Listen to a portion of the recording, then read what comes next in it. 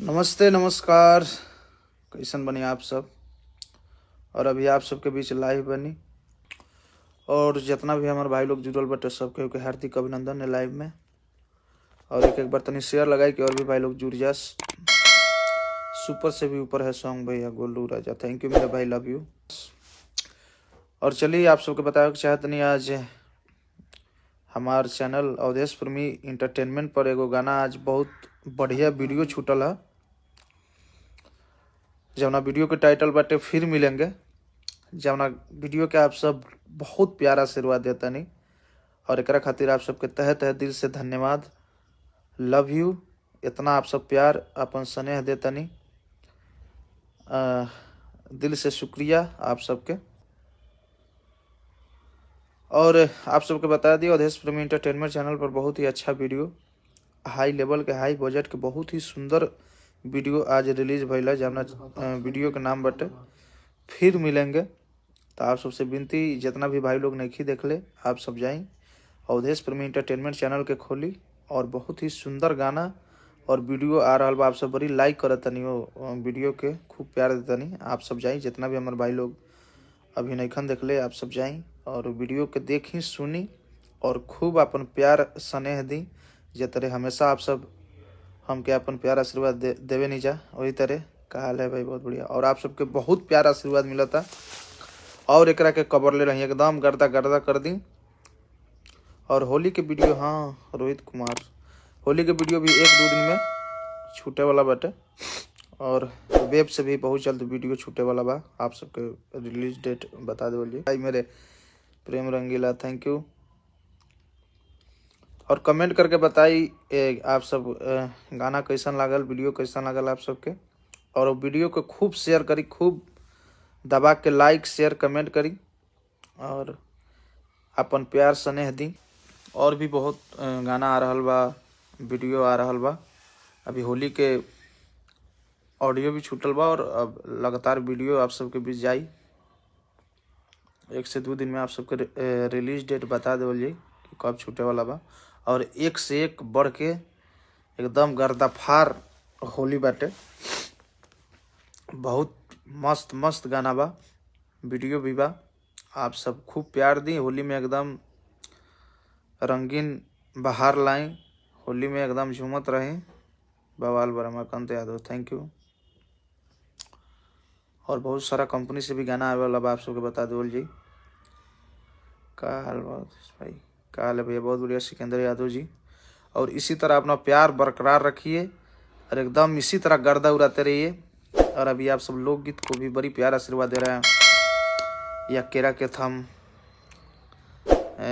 Silencer sensor में, अनार जी है खाते खाते, बहुत सारा गाना बाकी आप सब एकदम गर्दा कदल बनी लगन में और चारों तरफ एकदम तहलका मचैले बनी। एक खातिर आप सबके दिल से थैंक यू, लव यू।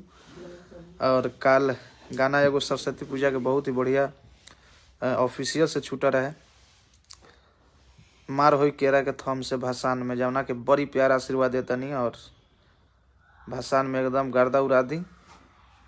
आप सब खूब बजाई, इंजॉय करी, सुनी। और पप्पू यादव भाई मेरे जुड़ चुके हैं, थैंक यू, दिल से शुक्रिया।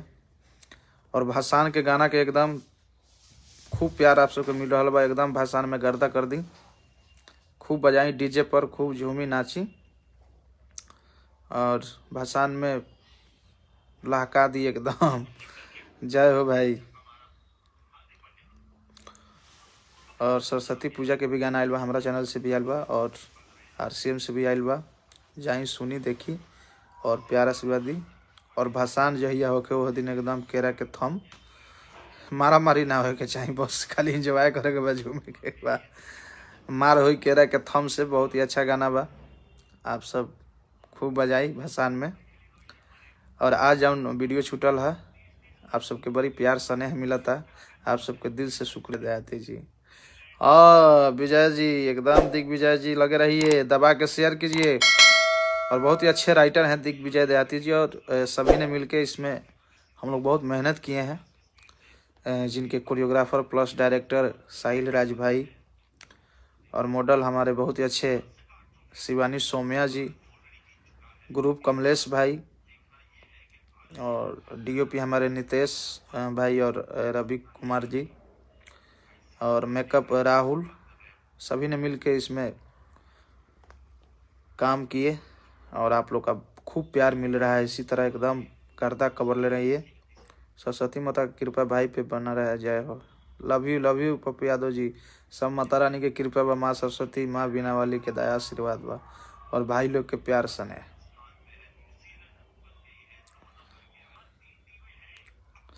और बलमुआ पंप मारे एकदम पंप मरावत रही एकदम वही तरह गर्दा बा एकदम।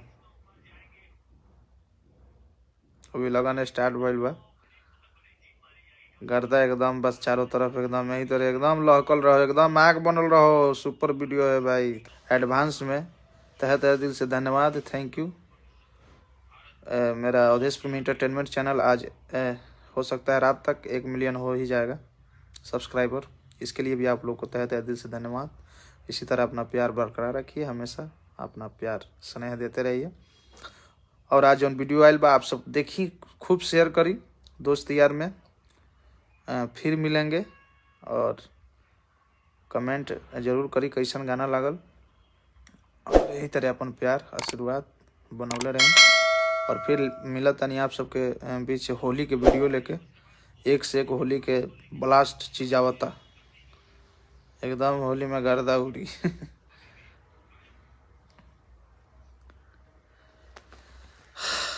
तो चलिए आप लोग को तहे तहे दिल से धन्यवाद